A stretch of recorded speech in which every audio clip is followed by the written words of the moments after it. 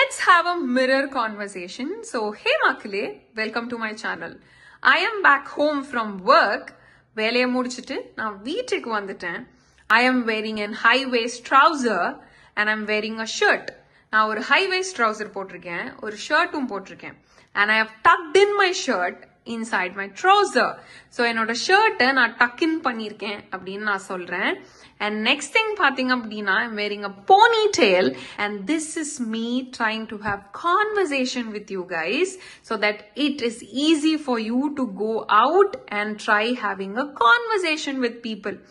இது நான் உங்களோட வைக்கிற உரையாடல்.